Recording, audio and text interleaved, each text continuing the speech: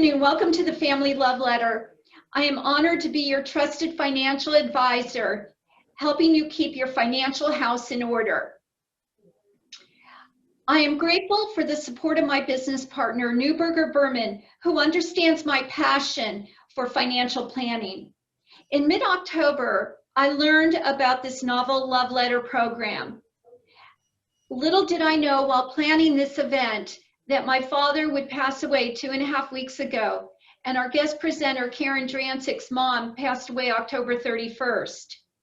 Experiencing the death of a loved one has only reinforced how powerful the family love letter material and checklists are in controlling and creating your intentions. Here's my business partner, Patrick Gallagher, to tell you more about Neuberger Berman, and he will be introducing our guest presenter, Karen Drancik. Hi, good afternoon, everyone. I'm Patrick Gallagher from Neuberger Berman, and thank you, Maureen, very much for having us on here today. Just to give you a little background on our firm, for those who are not familiar, we were founded just over 80 years ago, based out of New York City. We have about $375 billion in assets under management, and that's spread across equities, fixed income, and alternative investment solutions. I myself joined the firm in 2014. I was based out of New York, and then more recently took a role in early 2018 based out of San Francisco, covering financial advisors on the West Coast. And as part of that partnership, we love to provide a lot of value to our clients. And one of those is our resources that we have through the Neuberger Berman Advisor Institute, which our keynote speaker today, Karen, is one of the founding partners and our senior partners of the group. And they provide lots of different programs, mostly around financial wellness, and including, I believe the most powerful and impactful and definitely timely, given this environment, is the family love letter. So quickly, Karen, she joined the firm in 2006, and she's been traveling the country and now, using Zoom and WebEx to, tell a similar story about the family love letter and how it's impacted and helped our clients in, what will and can typically be a very difficult period. So with that, I'll turn it over to Karen. Thank you. Perfect. Thank you, Patrick. By way of introduction, I have been in this business for over 30 years and spent the first good chunk of my career working for a corporate fiduciary, and spent a lot of time around the estate planning process, working with estate planning attorneys, working with clients, working with heirs in particular, and have seen a lot of what they like to call the good, the bad, and the ugly when it comes to estate planning and working with heirs. So when I came to Neuberger and we were first introduced to the family love letter, my first thought was, oh my God, I wish I had had this for all of my clients over 20 years ago, so that they could have avoided a lot of the confusion, a lot of the ill will and bad feelings between heirs, and it would have helped my clients communicate their intentions a whole lot more clearly. So I think talking about this now is particularly appropriate. We're living in the middle of a global pandemic, and we don't know what's going to happen to us, whether it's incapacity or if somebody should pass away. And we're also coming upon another holiday season, whether it's Christmas or Hanukkah or Kwanzaa or whatever it is that you celebrate. It typically is a time when we get together with family, whether it's in person or whether it's virtually. And I always say there is no better time to start having the conversations that we're going to be talking about today than when everybody is happy and healthy and in a celebratory mood, because that way the subject matter becomes less morbid and less avoidable, if you will, and everyone is more likely to be receptive to the conversation. So I'm planting the seed now. When you get together with your families over the holidays, this is something that you can be talking about. You can say, hey, I went to this Zoom meeting that Maureen Richardson threw, and they talked about this thing called the Family Love Letter.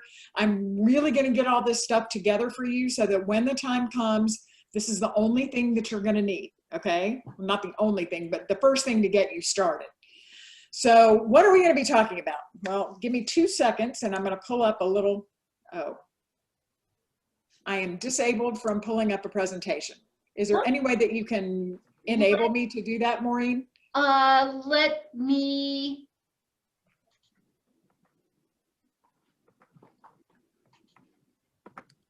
You should be able to share. I got it. I got Okay. it. We're good. You don't want to see that, but you do want to see this. Okay, hold on. I want to make that bigger. There we go. So what are we going to talk about?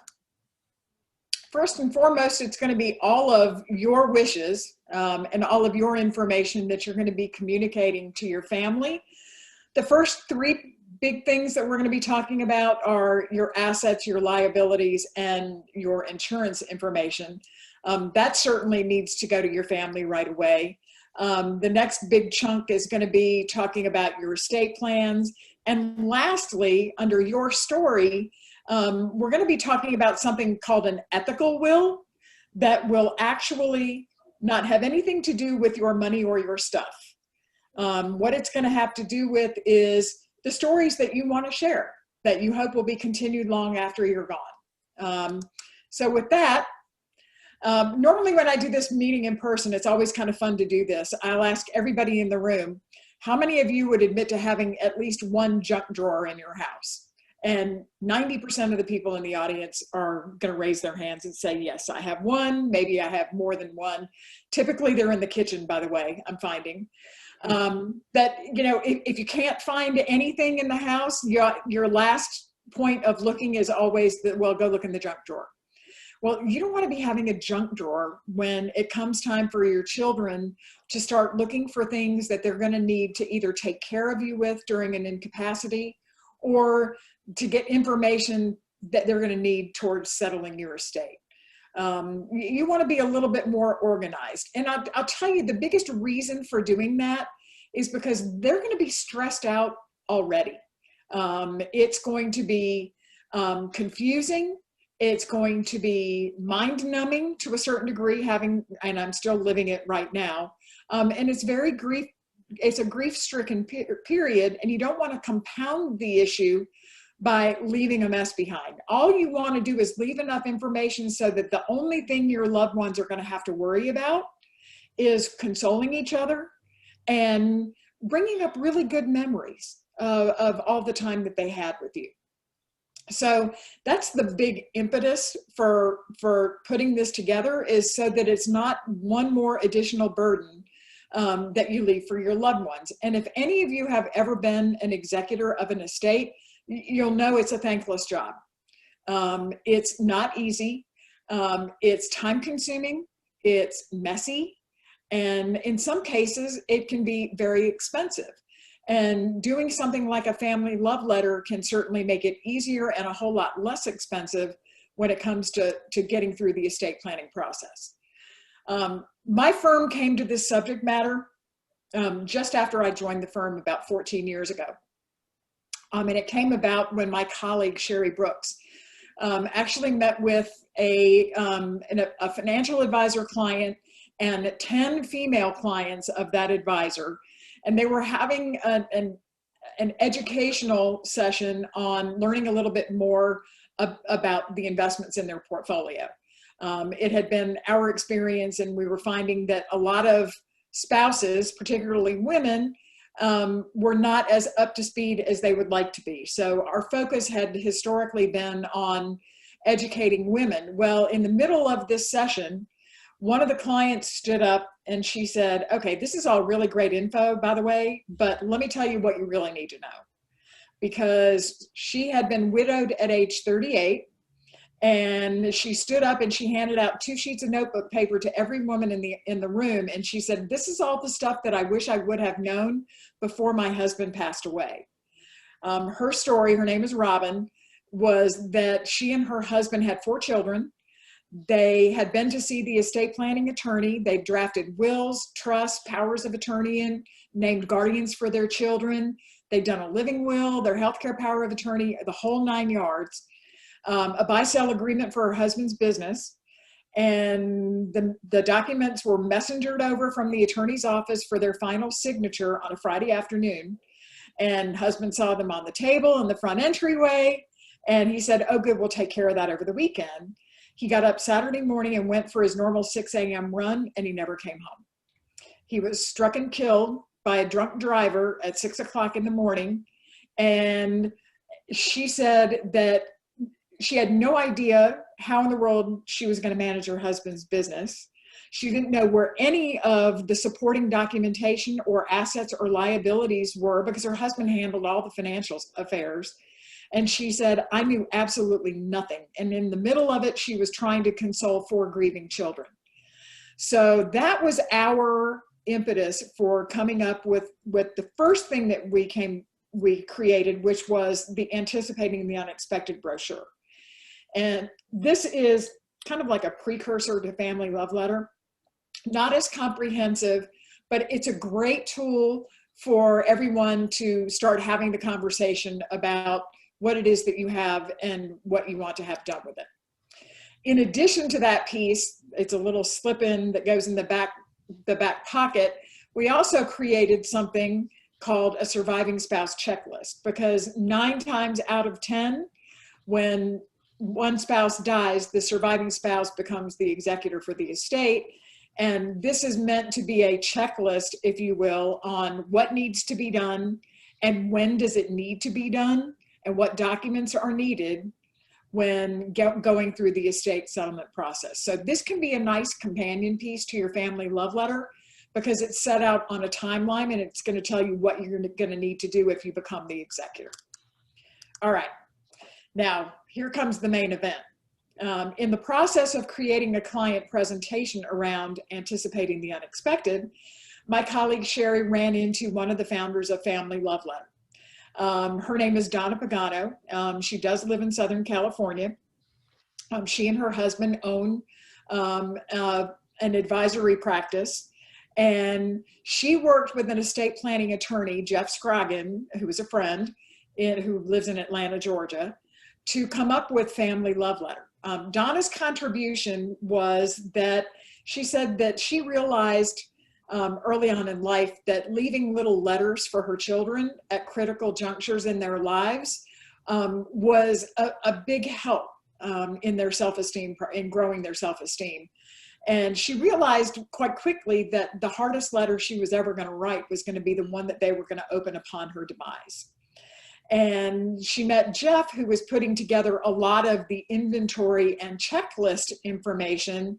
And together they decided to put both of their ideas in a single booklet and call it a Family Love Letter. Now, what this is like I mentioned, this is a serious gift of information in a time that is going to be very stressful for everyone.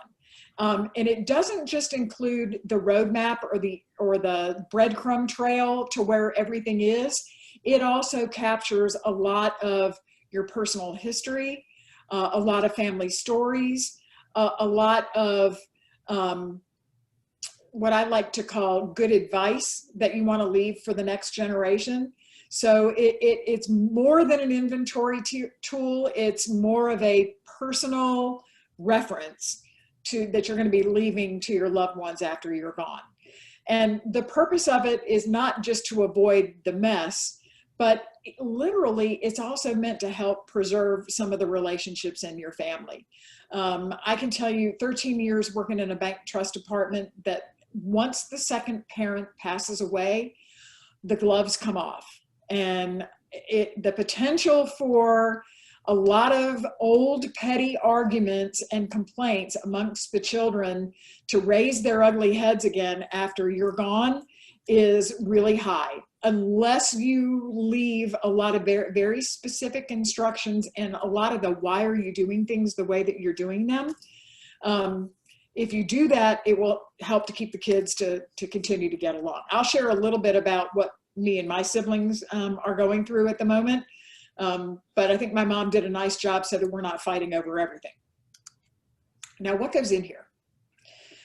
I like to think of the first 3 sections of the book in a single bucket, if you will. And the information that goes in here is all about the inventory. And it's telling your loved ones everything that you own, everything that you owe, and then all of your insurance information as well.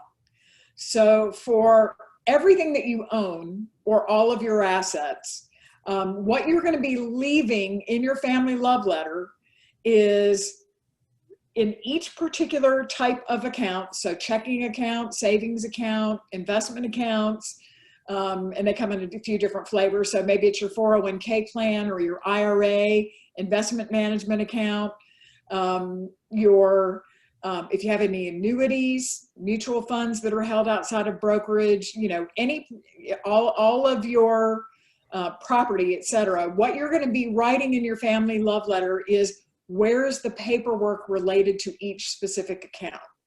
Like I said, think of it in terms of leaving a breadcrumb trail on where the paperwork is. So you're going to be writing down the name of the account, the name of the institution where it's held, the name of the person that you work with at that institution, and a telephone number or an email address where that person can be reached. You're not putting the statements in the booklet. You're just telling your loved ones where to go find them when the time comes. And the reason that you're doing this and writing them all in this booklet is to help you understand that you have to be complete here. Because there's not going to be any like central clearinghouse that your loved ones can go to find out how many checking accounts, how many investment accounts, and how many CDs mom and dad had before they passed away. There isn't such a thing. So the burden of proof is going to be on you to provide this information to your kids or whomever you're leaving your assets to. Your property is the next biggest thing. Typically, it doesn't come with a lot of paperwork other than the title and the deed to the property. So don't forget in that particular section to make a notification on where you keep the ownership paperwork for all of your properties, whether it's your home, you know, if you own commercial property, rental property, if you own raw land somewhere, you know, if you own a farm or, you know, a beach house or a mountain cabin, whatever it is, where's the title and the deeds to the property for that? The second little piece in here is going to be about everything that you owe.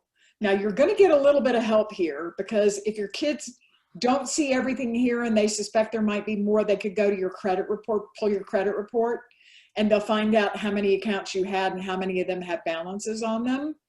But it's a good idea for you to capture as much as you can here. And specifically, what I think is really important, especially in the event of incapacity, is making sure that you get a list of all of your household expenses. Everything that you pay on a monthly basis to keep the household running. So, you know, the electric bill, the water bill, the gas bill, the mortgage payment, the insurance for the mortgage if you have one, homeowner's insurance, everything that you pay to keep everything up and running. Your loved ones, even upon your demise, are going to need to continue to pay those bills until the house gets sold. So they need to have all the pertinent information on account numbers and how you specifically pay the bill. Do you pay it by check every month? Do you pay it by auto debit out of your checking account? Do you have it billed to a credit card every month? Or do you go online and do you pay it manually on the internet? And to do that, you have to put in a username and a password. So that's where all that information comes in handy. And I can tell you from personal experience, because I paid my mother's bills for a little over 2.5 months before she passed away, and I'm continuing to pay them now until we sell the house. This little green book is literally my Bible and my godsend, because this is where my mother captured all of her usernames and passwords for all of her accounts that she pays every month. And the biggest thing that was in here, believe it or not, was the username and password for the Wi-Fi in her house. Because we needed to get online and my brother didn't know what the login was. And I'm like, hold on a minute, I think it's in her little book, and I found it. So don't underestimate leaving that info. Now, the last thing in this bucket is going to be about your insurance information. And specifically, I'm referring to life insurance. If you have life insurance, your loved ones are going to need to know a few things about it. Number one, they need to know how many policies you have, because again, the burden of proof is on you to tell them how many policies you have. And secondarily, they need to know who it's with, how much is the policy for. Another big thing is, who are the beneficiaries? Is it named individuals, or is it the estate that's going to be the recipient of the proceeds? It's a good idea to update the beneficiary information on a regular basis. I'm sure that's something that Maureen, does for you on a regular basis anyway. And at the same time you're reviewing that with her, it's a really good time to review your insurance from an appropriateness perspective, meaning, do I have enough? Am I underinsured? And am I paying what I need to be paying for premiums for the coverage that you want? So my first homework assignment for you is get your life insurance policies out of the drawer, dust them off. Number one, review the beneficiaries. And number two, bring them into Maureen for a review to see if you need to make any changes. Now, the last thing with respect to life insurance, again, goes back to that username and password thing. Your kids need to know how you make the payments for the premiums. In the event of your incapacity, you want to make sure that that you're keeping up with the premium payments so that ultimately when someone dies, the payout will happen. There's actually a story about that in the family love letter about a family that had a big problem. To make the long story short, two sons decided to move their father home after their mother died because he wasn't doing very well alone. So they packed up his belongings, they closed everything out, and they sold the house. And about a year after Dad got home, he also passed away. And at that point, the boys went to go cash the $500,000 life insurance policy that their dad had had for a really long time, only to find out that the policy had lapsed about 9 months previously, because when the boys closed out their dad's checking account, they stopped the auto debit that paid the premiums on the life insurance. So understanding how premiums are paid is a big deal. Now, all of that is the inventory. This is about all your stuff. So make sure that this is complete, so that there are no things that are overlooked, if you will, and no surprises at the end. Now, the second big chunk of information is exactly what we're looking at on the page here. It says the listing of my documents in section 4. And this starts off with all of the documents that you get when you go to see your estate planning attorney.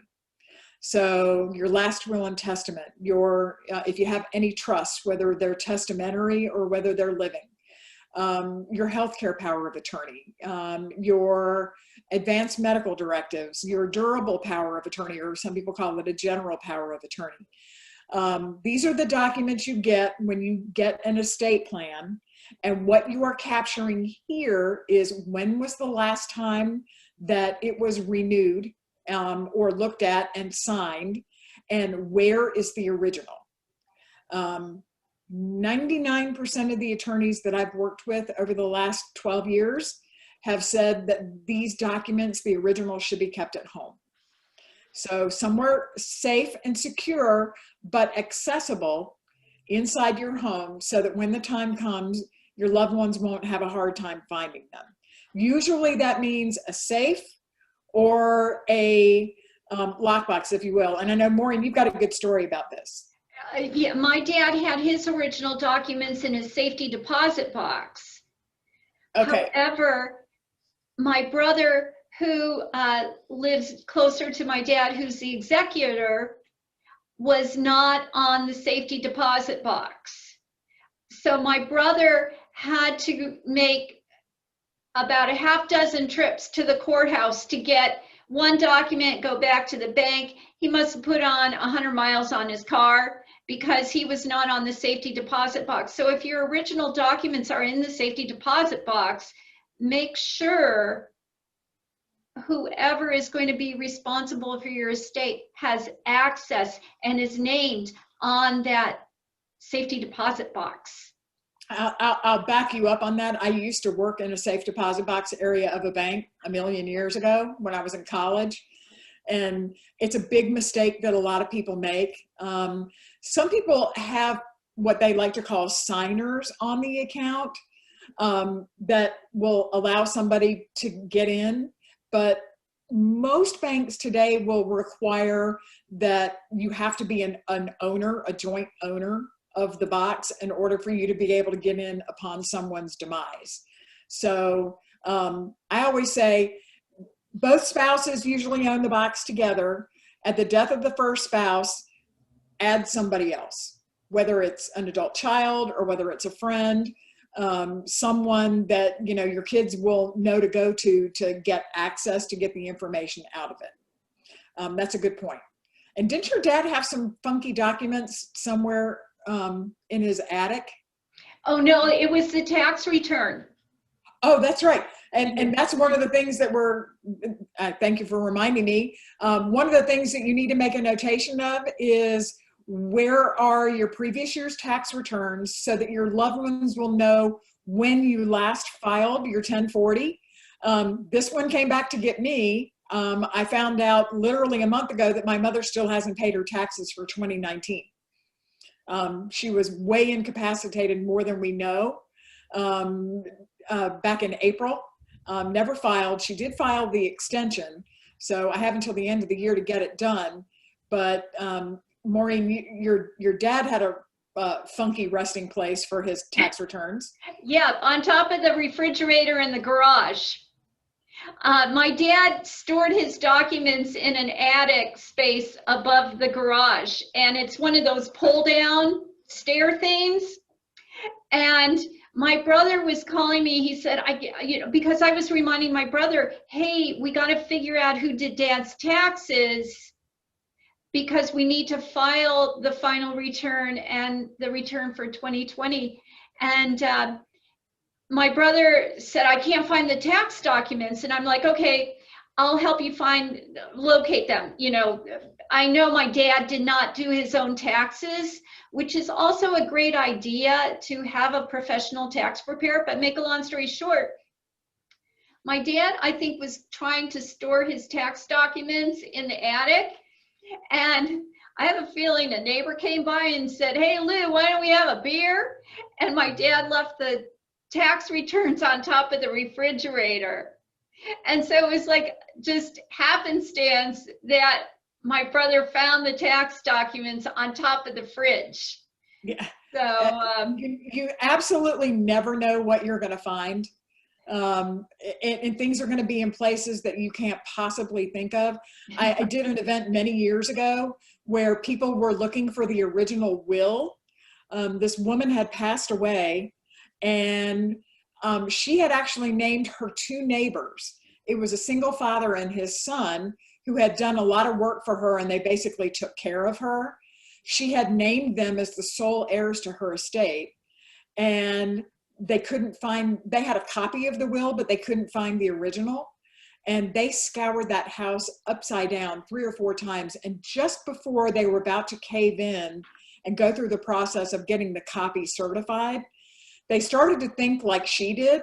She was a neat freak, like really, really germ phobic, and spent a lot of time cleaning. And she kept all of her cleaning supplies in the attic. And they got upstairs and into the attic. And when they started going through all her cleaning supplies, they found the will, in its little blue wrapper, rolled up inside an old big jug of Pine Sol. So you never know where you're going to find things. And it's helpful if they go somewhere a little bit more specific that you can tell everybody where they are. Other important information in this section, usernames and passwords for all of your electronic devices. So your smartphone, your tablet, your desktop computer, your laptop computer. Your loved ones need to have the login information so that they can get the information out of the devices.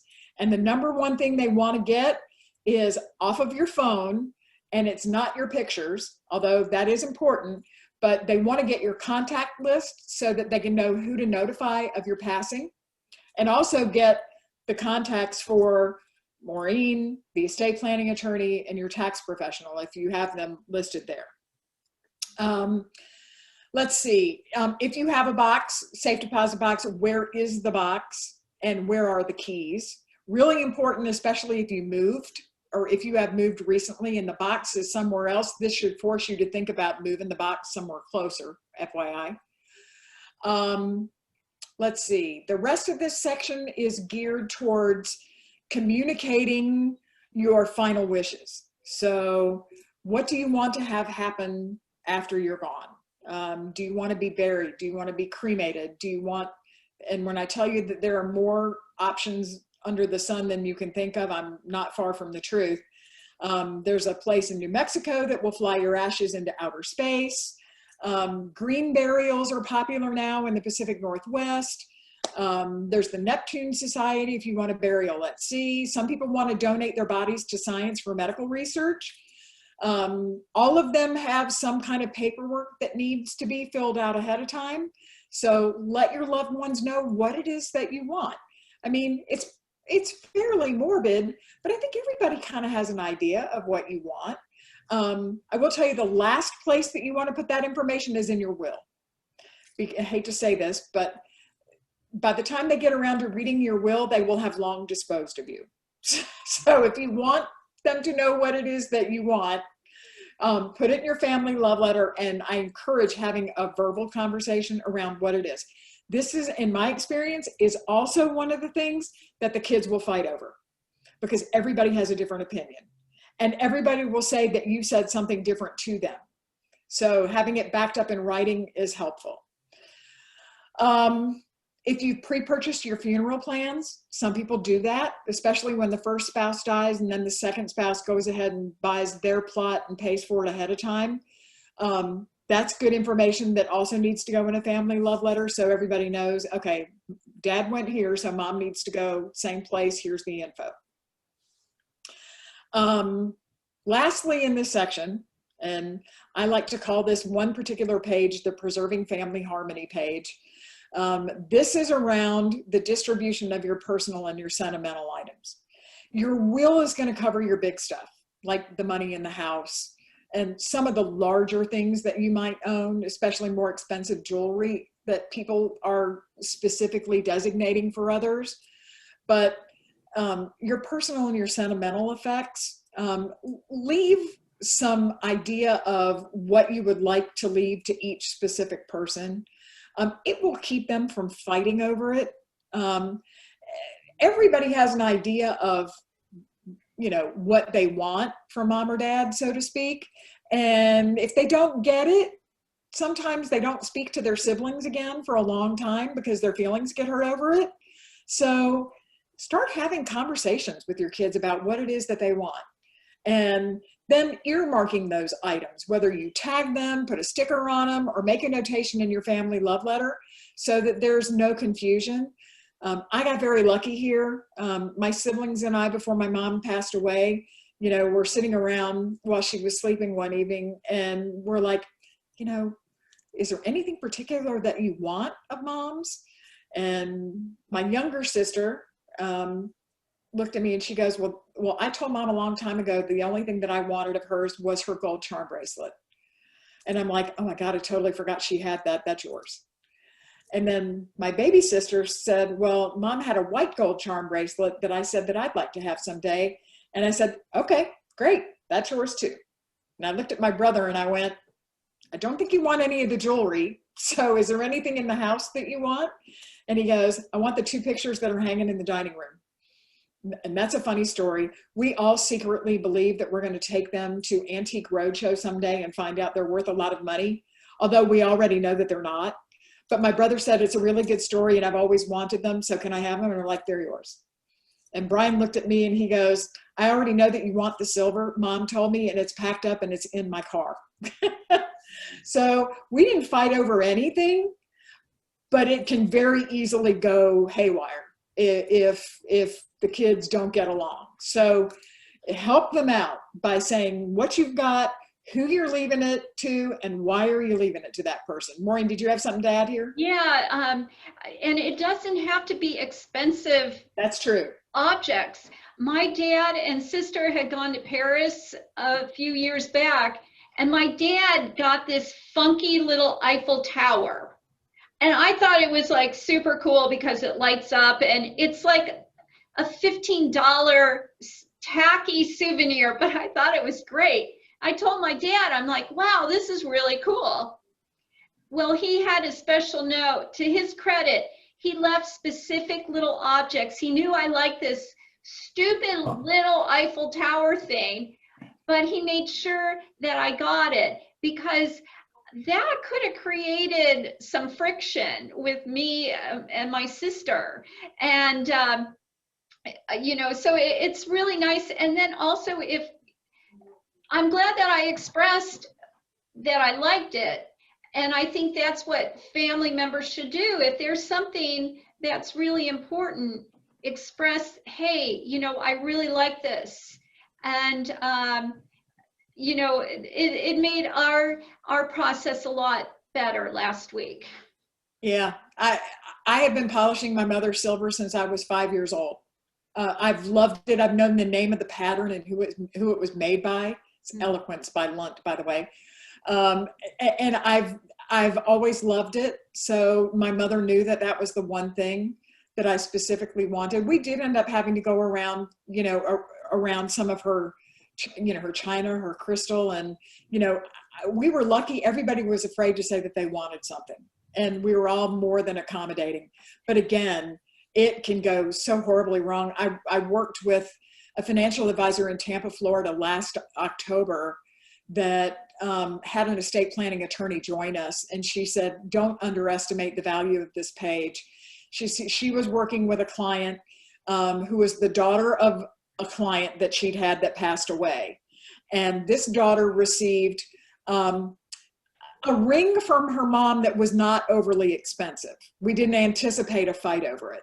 Or she said they didn't anticipate a fight over it. But the other daughter actually said that mom had promised the ring to her, and she's now suing her sister in court to get the ring. And so far they've been in litigation for 3 years, and they have each spent $15,000 of their own money in the process of litigation, and the ring is only worth $3,000. So I always tell everybody too, put a little, if it's necessary, an approximate value so that people don't go crazy spending tons of dough in litigation fighting over an item that's not worth that much to begin with. And also, Karen, I'd like to add, if you have objects that have a little story behind them, tell the story. Tell the story.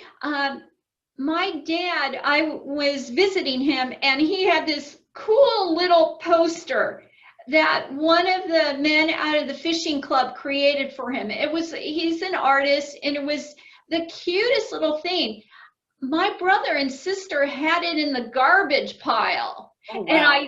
And a box of, this is stuff we'll probably end up pitching. I saw this, I'm like, I'd like this. And then at the wake, the gentleman had come, and I said, you're the artist. I love that thing. And so all of a sudden everyone heard the story about this funky little drawing he did. There you go. See, and the one thing that we argued over was a $2.50 Christmas ornament. So you never know. Yeah. It's a really important thing to start considering. Everybody's got things that they have earmarked for loved ones.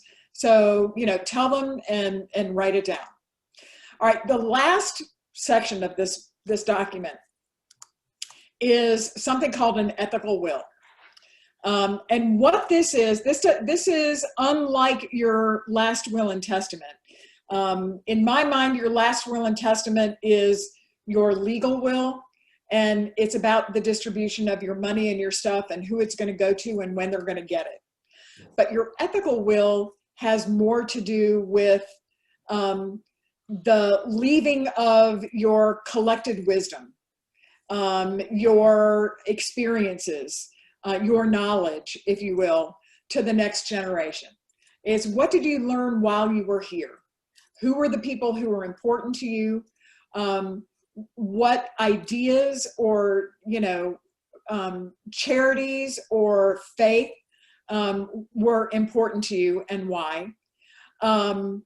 What does it, maybe it's advice, maybe it's, how you learn to be a good husband or wife.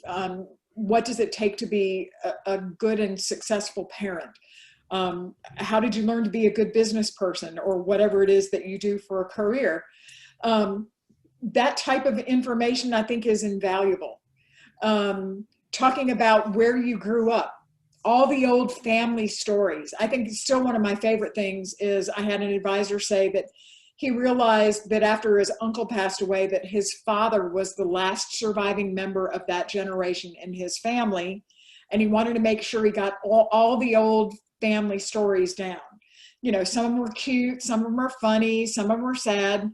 And so he went to his father's nursing home and brought a tape recorder, and he made up a list of 10 questions, and he just pressed the play button and started asking his father these questions, and his father just talked, and all the stories came out.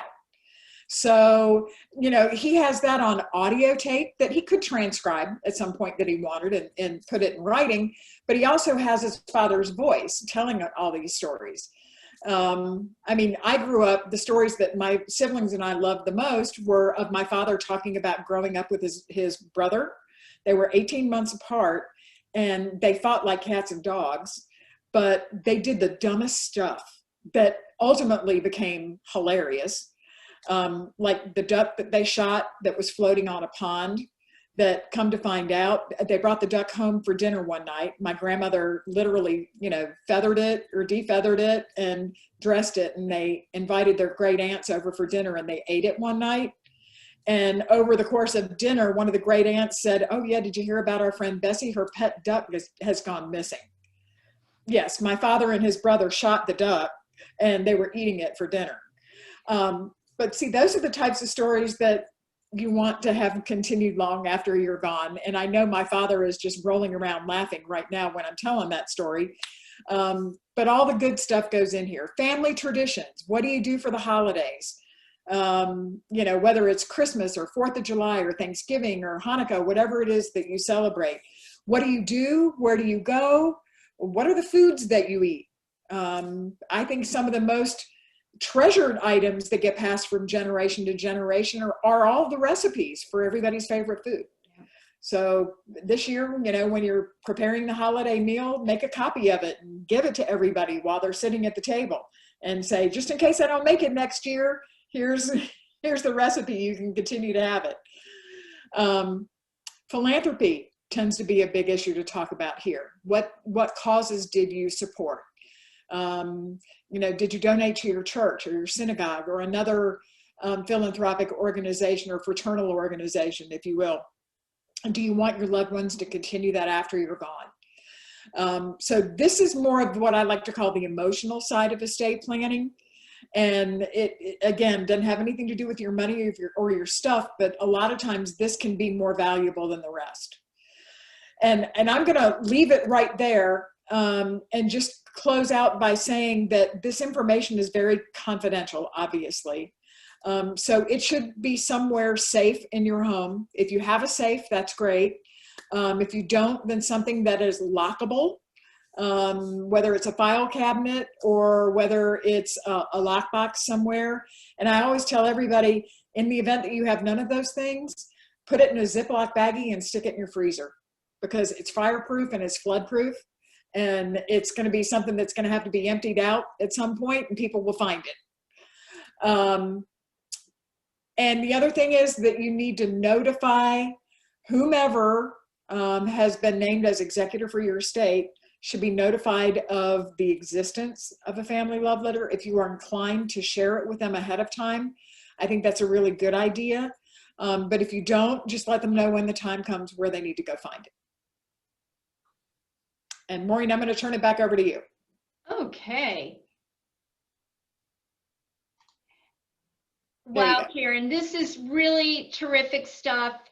And I cannot emphasize enough, after having gone through all this, how important it is to have this information listed somewhere, and also not on a computer. This is handwritten. It really helps organize thoughts.